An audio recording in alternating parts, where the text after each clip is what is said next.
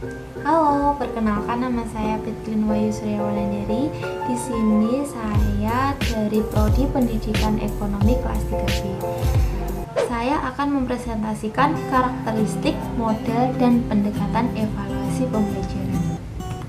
Baik, di sini ada beberapa macam karakteristik instrumen evaluasi. Yang pertama yaitu valid, artinya suatu alat ukur dapat dikatakan valid jika betul-betul mengukur apa yang hendak diukur secara cepat.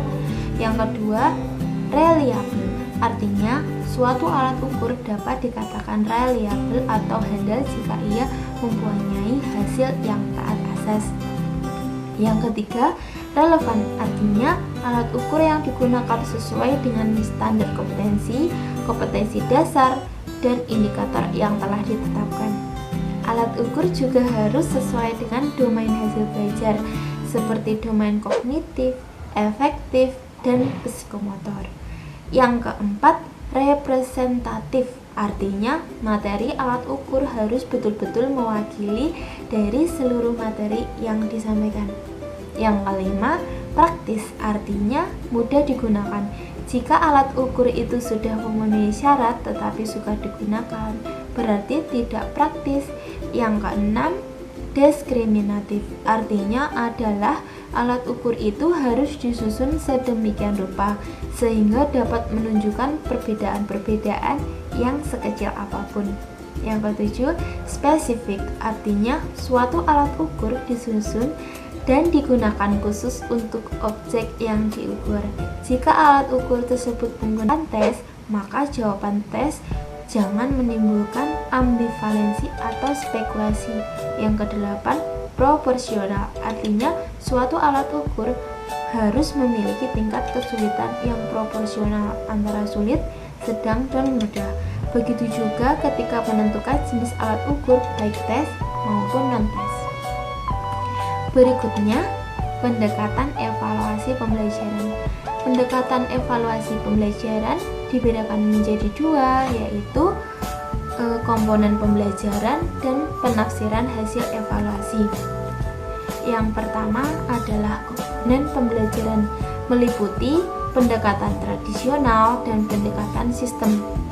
Pendekatan tradisional adalah pendekatan ini berorientasi kepada praktik evaluasi yang telah berjalan selama ini di madrasah yang ditujukan kepada perkembangan aspek intelektual peserta didik.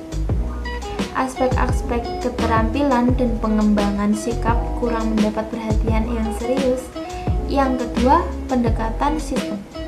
Sistem adalah totalitas dari berbagai komponen yang saling berhubungan dan ketergantungan. Jika pendekatan sistem dikaitkan dengan evaluasi, maka pembahasan lebih difokuskan kepada komponen evaluasi yang meliputi komponen kebutuhan dan feasibility, komponen input, komponen proses, dan komponen produk. B. Pendekatan penafsiran hasil evaluasi. Yang pertama, penilaian acuan patokan (PAP).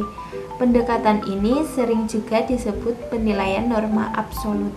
Jika Anda ingin menggunakan pendekatan ini, berarti Anda harus membandingkan hasil yang diproses peserta didik dengan sebuah patokan atau kriteria yang secara absolut atau mutlak telah ditetapkan oleh guru.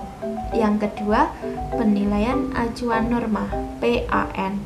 Salah satu perbedaan PAP dan PAN adalah penggunaan tolak ukur hasil atau skor sebagai pembanding.